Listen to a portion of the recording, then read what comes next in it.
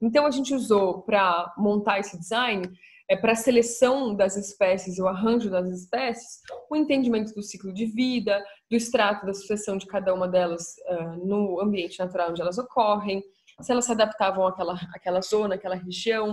Qual que é uma coisa muito importante que a gente usa é a área e a arquitetura de copa, quanto que essa árvore ocupa na área, na área onde ela está sendo plantada, quanto que ela necessita de luz, de água, de nutrientes e o valor ecológico dela, o valor intrínseco dessa espécie no ambiente. Uma vez entendido tudo isso, a partir de todas as listas que nós desenvolvemos, começa de fato a criação desse design. Para explicar um pouco melhor como funcionam essas oficinas, nós criamos e conduzimos designs, né, oficinas e exercícios de criação, onde cada um faz um mapa conceitual da sua paisagem, da sua propriedade e imagina como seria o seu sistema.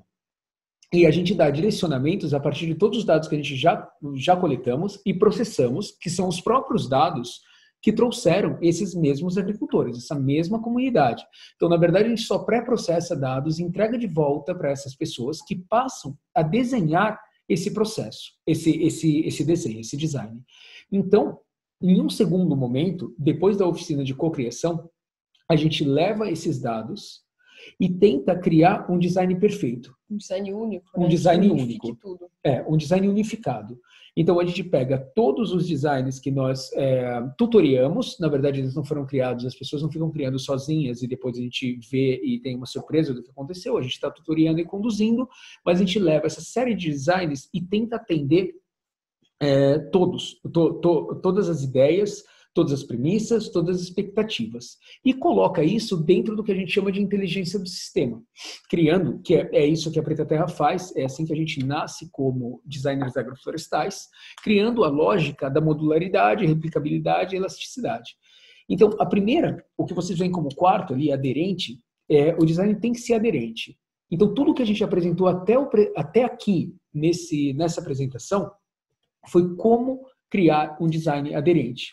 Ou seja, ele tem aderência, ele replica, ele responde todas as perguntas e vontades, né, dessas pessoas que vão ser os agricultores que vão ter essa nova agrofloresta. Daí, voltando, o que a gente precisa? Que ele seja modular, que ele seja projetado em módulos. Se ele for projetado de forma modular, a gente já vai mostrar isso adiante, ele vai poder ser replicado. Então, um outro agricultor que não viu, que não estava lá quando nós estávamos, mas eventualmente passe por esse design, vai entender ele vai ter estética suficiente para demonstrar como ele foi criado. Então, essa modularidade torna ele replicável e nós utilizamos uma ferramenta a mais nesse design, que é o que nós chamamos de decisão temporal, ou tornar o design decisório temporal. O que significa isso? Que temporalmente existem checkpoints, existem momentos onde o sistema pode migrar. Então, para um agricultor que nesse momento tinha um projeto, né, um design para produção de mandioca, pode ser que ao cabo de 4 anos, ou 6, ou 9, ele decida, ele tenha gado demais, ou ele decida que o mercado de mandioca não é mais fazer farinha o que ele deseja, mas sim viver da produção de frutas ou cacau. Então, a gente precisa de momentos planejados e esperados de manejo no sistema, onde o sistema como todo possa guinar. Então, para que esses agricultores não se casem para sempre com um sistema que vai durar necessariamente 30 anos, sendo que o mercado pode mudar, ou o clima pode mudar, e eles possam precisar guinar rapidamente para um sistema totalmente novo. E claro que eles poderiam guinar derrubando tudo, ou queimando tudo, ou partindo para outra área. Mas a ideia não era essa, era criar um sistema de decisão temporal, onde em determinados momentos haveria esse momento de guinada, de possibilidade de guinada. E vamos lá, outra questão muito importante que a gente fala bastante, que vai ser tema de mais um webinar, é sobre a questão dos nichos funcionais, ou grupos funcionais, né? A gente não está falando no design, no arranjo, a gente não necessariamente fala de espécies, mas sim de nichos, e como que esses nichos estão alocados, estão arranjados no design, né? Então, os nichos funcionais que nós usamos nesse desenho foi espécies florestais de alto valor, madeiráveis e não madeiráveis, frutíferas, espécies de serviço e espécies agrícolas de ciclo curto ou forrageiras. São basicamente esses 4 nichos funcionais primordiais. E A gente começa o design, finalmente, para quem teve paciência até aqui para ver como é que era esse design. Eis que surge o design. Que vai começar o nosso design. O business as usual, né, que a gente fala, que é como se faz tradicionalmente, é mandioca 1 metro por 1 metro, né? E por 1 hectare a gente tem aí 10 mil mudas por hectare. Vejam só, explicando rapidamente, vocês veem na linha superior o plantio de mandioca de forma vertical, né? Olhando para ele num corte vertical. E essa visão ortogonal das mandioquinhas aqui é uma representação delas no campo para a gente poder mostrar o sistema como um todo. Tem 10 mil mandiocas por hectare, porque é mais ou menos o comprimento do cabo da enxada. Elas não são plantadas exatamente em linha, como está aqui na representação gráfica. Na verdade, o agricultor costuma dar uma enxadada em um raio de onde ele está e dá sempre em um vão vazio com mais ou menos a distância de um cabo de enxada, o que perfaz aproximadamente 10 mil mandiocas por hectare. Bom, partindo do pressuposto que a gente vai ter mandioca, entre as mandiocas, então a gente plantou a mandioca, a gente vai plantar também espécies florestais de alto valor, espaçadas 10 metros por 10 metros. Simples assim. Note que nós não mudamos a mandioca. A mandioca foi plantada exatamente como ela seria plantada. Nós não mudamos o meio de vida dos agricultores. Não é a nossa intenção, não é isso que cria um projeto de sucesso. A mandioca foi mantida exatamente como ela seria mantida. A única diferença é que a gente não fez a queima, que a gente vai mostrar isso para vocês. E então a gente entrou com as espécies florestais nesse grid, né, de 10 metros por 10 metros, e nas linhas onde essas árvores estavam arranjadas, a gente colocou frutíferas a cada 2,5 metros. Então a gente vê, é como se dentro do seu plantio de mandioca, a cada 10 metros você alocasse uma linha que tinha árvores, uma árvore de ciclo longo e 3 frutíferas. Uma árvore e 3 frutíferas. Essas frutíferas, no caso, são a acerola, a graviola e o cupuaçu, especificamente. Deixa eu ver. Ótimo. E aí, nesse centro, a gente alocou uma linha que a gente chama de linha de serviço, que tem bananeiras a cada 5 metros e uma muvuca de sementes, uma mistura de sementes de espécies de serviço que ia aqui numa linha entre essas bananeiras. Para prover biomassa, principalmente no início do ciclo e uma meia sombra, mas notem que a gente atendeu tudo, ou praticamente todas as premissas que foram levantadas durante todo o processo de aquisição de informação. A gente trouxe em um design muito, muito sistemático a maioria das premissas, minimizando o uso de mão de obra, porque isso é extremamente importante. Se a gente leva um sistema que é complexo demais, as pessoas podem não ter tempo ou não ter braço suficiente para manejar esse sistema. Então, aqui, para vocês entenderem, as frutas, como o Walter falou, é o cupuaçu, a acerola e a graviola. E as espécies florestais que nós selecionamos, no caso, foi o cedro vermelho, que é uma madeireira nativa de altíssimo valor, a andiroba, o pau-rosa e o cumaru. As três produzem principalmente produtos florestais não madeireiros. A andiroba e o cumaru também têm a sua madeira de alto valor, porém, eles são colhidos ao longo de todo o ciclo também. É importante ressaltar que espécies como o cedro, como o pau-rosa, eles valorizam a terra. Raramente alguém derrubaria um pau-rosa hoje. E hoje o manejo do pau-rosa para a produção de perfumaria, ele é feito com poda, com coleta das folhas, não mais com a derruba. O maquinário evoluiu. Então, mesmo que você derrubasse e falasse, eu vou derrubar e vou vender assim mesmo, não existe mais máquinas para triturar o pau-rosa. Então, hoje é feito das folhas e da poda dos galhos. Então, uma área que tem a pau-rosa, ela é mais valiosa, a árvore é mais valiosa em pé do que derrubada. Então, essa foi uma decisão muito precisa de garantir com que as pessoas não, ao longo de depois de 10, 20 anos, falar, vou derrubar essa árvore. Isso provavelmente não acontece, bem como as outras que produzem também produtos florestais não madeireiros. Ou seja, elas têm valor ao longo do ciclo, não é só uma madeira que você vai colher daqui a 30 anos. Todas elas são madeiras excelentes, mas elas vão produzir, elas são o que nós chamamos de espécies de fluxo. E aí a lógica, né, é o que a gente fala de, aqui tem, essa daqui é uma linha produtiva, e uma linha de serviço. Uma linha produtiva e uma linha de serviço. Então, imagine que isso aqui é 1 hectare, 100%, e tinha algumas unidades que era, por exemplo, 1/4 de hectare. Então, é assim mais ou menos que estava alocado o sistema, o plantio no espaço. Esse gráfico vem aqui, essa imagem, só para dar uma pincelada gráfica, né, visual do que é a replicabilidade. Então, dessa forma, dá para ver que o que está delineado em vermelho é 1/4 de hectare, mas você percebe como ele é replicado, como ele pode ser replicado. Então, se você tem uma lógica de módulo, você replica. E aí a lógica de módulo, ela vem dentro do quantitativo. Calma aí que ainda não é. Não é aqui ainda o quantitativo.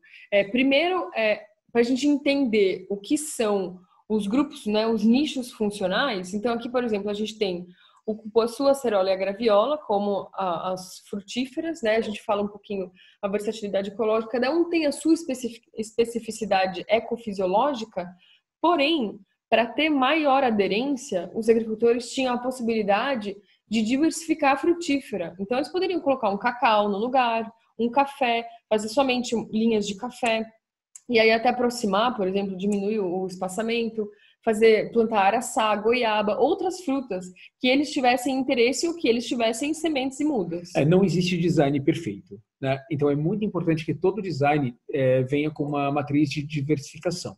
É isso que vai dar a possibilidade para que um outro agricultor que não quer exatamente produzir da mesma forma ou não deseja tanta diversidade, talvez porque gere muito trabalho, e ele não tem essa possibilidade, ou tenha menos membros na família ou menos terra, possa trocar ou possa mudar, ou ele tem um mercado específico. Então, a matriz de diversificação das espécies é de suma importância para o sucesso de um sistema agroflorestal. Isso é o que a gente chama de elasticidade do sistema, né? Então, por exemplo, a gente tem aqui a mandioca, né? E aí você poderia substituir por uma espécie agrícola anual, como macaxeira, melancia. Alguns agricultores plantaram melancia no lugar da mandioca, ou até o capim, né? Então, por exemplo, lá no 3º ano, a hora que as árvores já estão estabelecidas, você pode plantar nas entrelinhas capim e deixar o gado entrar dentro dessa área, né? Então, também é uma área que tem possibilidade, um sistema que englobaria quem quiser produzir, quem quiser criar gado. E aí, como a gente fala de modular, um sistema modular, a gente planeja tudo, a gente faz os quantitativos, que a gente fala, e os custos por módulo. Aqui a gente dividiu para vocês entenderem, mas dá uma olhada aqui nessa coluna, plantas em 1 hectare, ou seja, com o espaçamento que a gente tem 100 cupuaçus, 100 acerolas e 100 graviolas por hectare, 200 bananas nanica, 10.000 pés de mandioca. Espécies de serviço, observe bem que a gente está falando por metro quadrado, por metro, por linha, né, por área. Por linhas de 1 metro de largura ou meio metro de largura.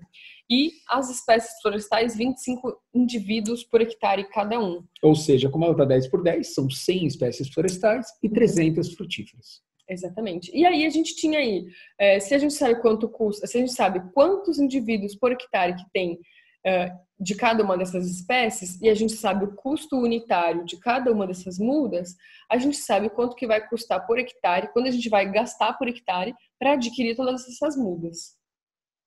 A mesma coisa para sementes, né? Essa daqui é a composição da nossa muvuca de sementes.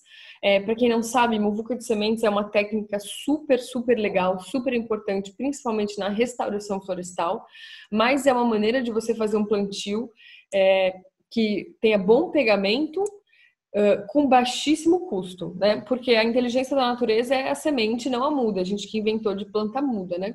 Mas é claro que não dá para ser com qualquer espécie. A gente tem que selecionar aquelas espécies que têm uma boa taxa de germinação, que a semente seja ortodoxa, ou seja, que ela dure bastante, que ela não morra, não seque, né? E não seja recalcitrante. Ortodoxa e recalcitrante são termos quanto à semente.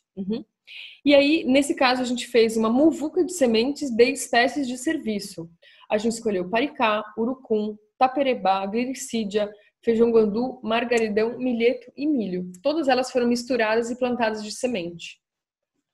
E é claro, se o agricultor tivesse outras sementes disponíveis, né, por exemplo, muitos deles a gente falou para colocar ingá. O ingá a gente não incluiu na muvuca, porque a semente do ingá, ela estraga muito rápido. Se você coleta ela hoje, você precisa plantá-la em 1 semana, 2 no máximo. Fora isso, ela perde a viabilidade, né? Então, a gente falou para os agricultores, a gente entregou as sementes para os agricultores e falou assim, olha, se no dia de você plantar, você tiver disponível sementes viáveis de ingá, você mistura aqui na sua muvuca de sementes. Bom, e aí a gente tem aqui os custos totais, do projeto ou de mudas e de sementes, né? Quanto que a gente gastou por hectare. Então, por exemplo, foi R$ 1.125 por hectare só em muda e mais R$ 285 só em semente. A mesma coisa, a gente também fez todo o cálculo, sempre por hectare, da quantidade de insumos e quantidade de equipamentos necessários. Nesse caso de ferramentas, a gente fez por 10 hectares, porque seriam distribuídos para cada 10 hectares. E da mesma lógica, quantidade por hectare, ver quanto é o custo unitário, quanto que vai custar no total. Percebam que às vezes existem diferenças porque uma mesma ferramenta pode atender mais de 1 hectare, né? Mas, resumindo, a gente conseguiu chegar em um custo menor que R$ 5.000 para a implantação dessas unidades, levando em conta que a gente trabalhou com multirones, né? Levando em conta que a gente não tem aqui o custo operacional, né? Porque um dos maiores custos sempre é o custo de mão de obra. Perceba que nessa região o nosso maior custo foi ferramentas e frete praticamente maior que ferramentas adquiridas, seguido de mudas e logo depois seguido do composto que nós produzimos. Então, é mais ou menos essa lógica. Entendam que nesse caso foi muito barato, porque a gente fez o máximo para conseguir insumos locais e para conseguir insumos que não fossem necessários ser adquiridos de outro lugar. Porque isso é o que impede sistemas de serem replicados. Se você trazer muita novidade, o pessoal não vai conseguir replicar. E agora o que a gente apresenta para vocês são as receitas estimadas. É muito importante lembrar que ali embaixo, se vocês olharem na receita BAL, né, que é o Business as Usual, que é a produção de mandioca. Uma roça de mandioca de 1 hectare vai gerar menos de R$ 7.000, tá? Os valores aqui estão em reais. Quando nós estimamos a produção, isso daqui é uma modelagem financeira simplificada, onde a gente traz para valor presente os valores futuros, né, o valor no momento da colheita, lá na frente. A gente traz para VPL, que é o valor presente líquido, e desconsiderando inflação e taxas, a gente traz isso de volta, só que a gente faz isso de uma forma muito comedida, muito conservadora. Ou seja, aqui a gente não está vendendo óleo essencial de pau rosa, a gente não está vendendo cumaru, andiroba como óleo, a gente está vendendo mudas. A gente não colocou o valor da madeira aqui, tá? A única madeira que entra aqui é o cedro vermelho. Todos os outros são quilos de semente. Na verdade, não é nem a produção de muda, é venda de sementes. Então, isso é o menor valor que você poderia buscar. E todas as outras frutas aqui, elas estão sendo consideradas não com valor de orgânico, muito menos com valor agregado de um sistema agroflorestal. É simplesmente o valor normal de fruta convencional de mercado na época. E o que a gente percebe? Que de R$ 7.000, o sistema salta para um rendimento de 25, quase R$ 26.000 por hectare, considerando só as frutas. Se nós considerarmos a entrada da madeira e dos produtos florestais não madeireiros, em um ciclo de 30 anos, nós teríamos uma estimativa de R$ 35.000 por hectare. Então, para vocês entenderem, a gente está falando, por exemplo, vamos olhar lá para o cupuaçu, ele vai começar a ser colhido no ano 24, e a gente fez a modelagem até o 25º ano. A gente vai colher quilos de polpa do cupuaçu e a gente pode inferir que a produtividade por planta é 18 quilos por ano, por safra, né? Então, isso daqui também de novo, é outro número que a gente consegue localmente. É claro que a gente faz toda uma pesquisa bibliográfica profunda, mas localmente, quanto é que o cupuaçu produz, né? Claro que isso é uma média, ele pode variar, mas ele varia também em cada árvore dentro do sistema, ele varia entre sistemas, então essa é uma excelente média. Uma prognose com uma modelagem financeira simplificada é suficiente. Se a gente está falando de 100 plantas de cupuaçu por hectare, tem 1.800 quilos de cupuaçu, de polpa de cupuaçu por ano, vendendo a R$ 5,00 a polpa, a gente tem R$ 9.000 por ano provenientes do cupuaçu. Lembrando que aqui também a gente tem que levar em consideração os custos, né? O custo da colheita, o custo da extração da polpa, né? É muito importante dizer que eles são comparáveis, porque não está presente aqui esses custos na mandioca também, então eles são comparáveis, né? Está sem custo. Mas para quem que tiver interesse em assistir nosso módulo de modelagem financeira em sistemas agroflorestais, entre em contato com a gente também. Esse é outro módulo que a gente explica minuciosamente como fazer a gente mostra todas essa modelagem. As planilhas em Excel, enfim, como planejar tudo isso. E aí, para vocês entenderem a produção anual estimada, isso daqui é muito interessante. E é muito importante a gente fazer isso e mostrar isso para os agricultores. Então, ó, a mandioca, a gente vai manter ela produzindo nos 3 primeiros anos, tá? A ideia é você colher e replantar no primeiro ano, colher e replantar no segundo ano, colher e replantar no terceiro ano. Tá aqui a mandioca. Isso é a produção da mandioca. Aí a gente tem também a produção da banana, a produção do cupuaçu começa aqui, a produção da acerola começa no 5º ano, e a produção da graviola começa no 5º ano também.